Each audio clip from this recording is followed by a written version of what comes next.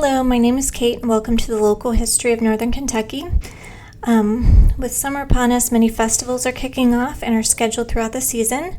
So today we're going to take a glimpse back at some of our Northern Kentucky festivals that have been held over the years, and this will feature photographs from the library's Faces and Places database. So, church festivals have been a large part of the community landscape in Northern Kentucky over the years. And starting with this photo, this shows Mrs. Ray Albertson, Mr. Alan Schneider, Mr. Richard J. Abel, and Reverend Richard Geisler, who were on the committee for the Linton Arts Festival that was being planned at Zion Lutheran Church in 1968. And then we have a couple of photos here from festivals at St. Paul Catholic Church in Florence. And on the left, Jerry Bidenharn, he was taking a break after helping set up for the festival in August of 1980. And he was the co-chairman, and they held a chicken dinner for the attendees.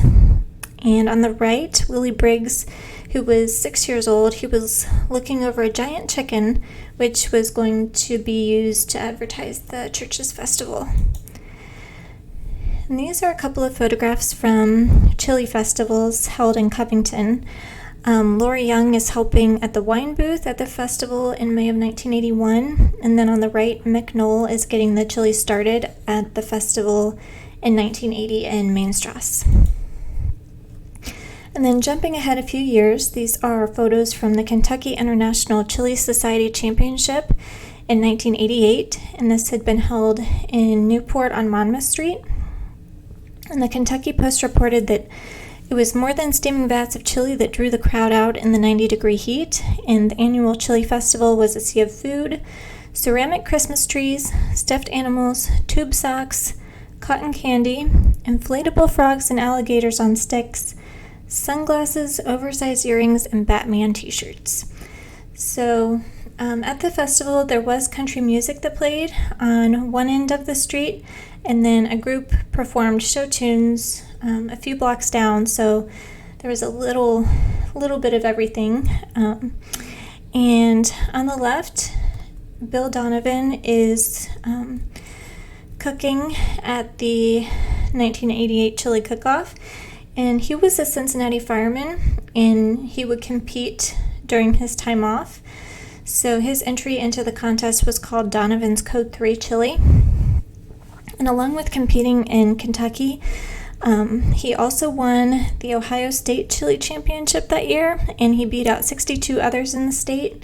And then he went on to compete in the World Chili Cook-Off, and that took place in Palm Springs, California.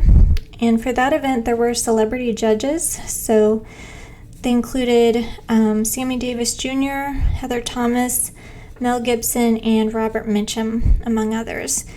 And they were competing for a trophy, a shot at a number of commercial endorsements, and there was also a $25,000 cash prize. And when Bill Donovan asked what he would do with it if he won, he said that he would use it to publish a Cincinnati Fire Department cookbook. And then there on the right, Joe Stone of Wilder, he's on the left. And then Todd Harris of Cold Springs is on the right. And they're dressed up as the Blues Brothers to dish out samples of Jake's chili. And then in the middle, all of the judges at the Chili Cook-Off were furnished with Pepto-Bismol. And this was given to them in holsters for quick access. So that was pictured there in the middle. 1989 marked the third annual Great Inland Seafood Festival, and that was to be held along the Serpentine Wall in Cincinnati. And here are the mayors of Covington and Bellevue, along with Cincinnati's mayor, and they were engaged in a shrimp peel and eat contest in Fountain Square. And Cincinnati Mayor Charlie Lucan won the contest. Bellevue's mayor came in second, and then Assistant Mayor of Covington, Naomi Johnson, came in last. And this was a promotional event for the festival that was going to begin the following day in Sawyer Point. And at the festival, There were chefs from both Northern Kentucky and Cincinnati restaurants that prepared the food. And it was sponsored by the Northern Kentucky Restaurant Association along with the Cincinnati Recreation Commission. So ferry service was offered for $1 each way from the Mike Fink restaurant over to the Serpentine Wall in Cincinnati. And about 30 Northern Kentucky and Cincinnati restaurants participated in the festival, and they prepared samples of shrimp, crabs, scallops, oysters, and many other types of seafood. And of the Northern Kentucky restaurants that participated in the event, one was the Conservatory Restaurant in Covington, and they prepared about 10,000 blackened halibut kebabs. So, along with other side dishes and desserts and beer and wine booths, there were also several free concerts held during the course of the festival, and this included one by Cal Collins, one by Kenny Rankin, and also one by the group Special Effects, which was a new age jazz band. So those were just a couple of the concerts that were held. And then another summer festival is the Appalachian Festival at Coney Island. And that's been an annual summer tradition for over 50 years. So the festival celebrates Appalachian culture with mountain music, dancing, crafts, and food. And the photo there at the bottom left is of Malcolm Wilson, and he chaired the 26th annual festival. And at the time, he was living in Florence, and he did work as a photographer for the Kentucky Post. And he's originally from Harlan County, and he came to this area to attend NKY to study photography, and he minored in journalism. And during the festivals, he also exhibited photographs that he had taken in Kentucky mountain communities. And above that photo, Mike Martin, who was 10, and he was from Alexandria, Kentucky, and he's learning about the art of Appalachian chair making. And teaching him is Sherman Wooten of Wendover, Kentucky, and this was during the 21st annual Appalachian Festival held at Coney Island. So then to the right, Calvin Owens, who was 8, he's trying his hand at the dulcimer, and that was with the help of Cincinnati Dulcimer Society member Laverne Welsing, who was from Independence, Kentucky, and that was part of the 20th annual Appalachian Festival. And the photos there at the top were all taken during the 1989 festival, and during that year's festival, Northern Kentuckians who were selling crafts and homemade goods included a number of people: Ollie Nienhouse of Independence, who made soap; Nita Keeler of Falmouth, who sold vintage fabric crafts and hand-painted tinware; Jane Smith of Florence had country accessories; Fred Potter of Fort Thomas made wooden toys; and then Belinda and Larry May of Corinth made quilts and paintings. And then Mary Jane Sant at the Loder House in Petersburg provided some home cooking. So, and then for entertainment, the Grant County Thrillers of Williamstown also demonstrated clog dancing. So these photos here come from Italian festivals held over the years, and the ones on the left are from the Italian festival held in Covington in 1980. And this was titled the Italian Familia Festival, and this was the first year that it was held, and it took place at Covington's Old Town Plaza, and it drew thousands, and some of the events included horse races, bicycle races, and grape stomping. So the horse race was modeled after an event in Siena, Italy that has been around since the Middle Ages. And Lee Schneider's Pony Rides in Alexandria provided horses as well as experienced jockeys for the races. And the horses are shown there at the bottom.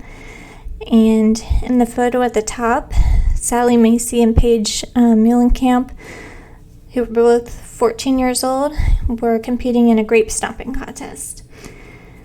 And then the photo on the right is from 1993, when the second annual Italian Fest was held in Newport, and City Clerk Frank Peluso is pictured, and he's cooking green peppers and onions on the grill, and this was to put in his Italian sausage sandwich during the festival.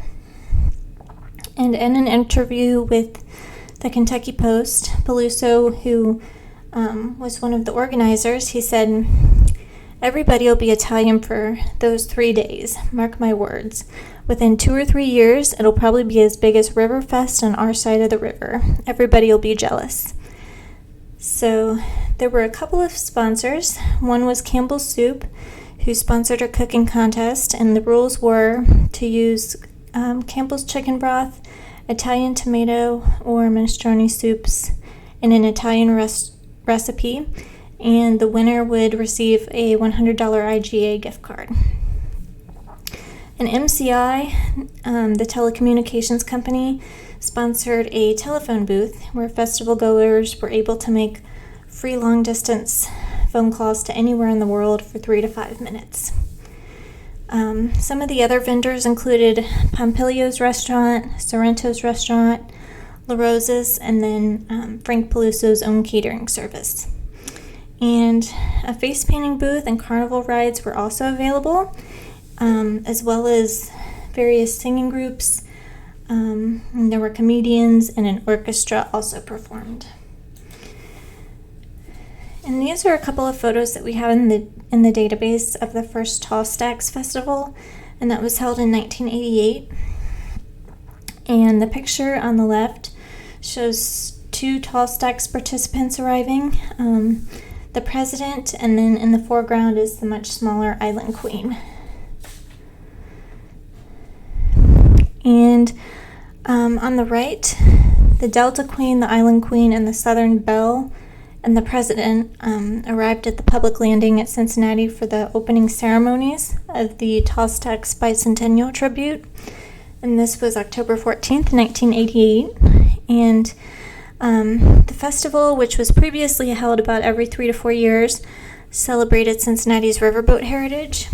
So the Delta Queen arrived with a grand entrance. There were fireworks, balloons, and carnival music, and it was a crowd favorite in the Bicentennial Parade. And Ruth Puffenberger, who was a resident of Covington, recalled that the Delta Queen used to greet northern Kentucky with a rendition of "My Old Kentucky Home" every time it passed under the suspension bridge.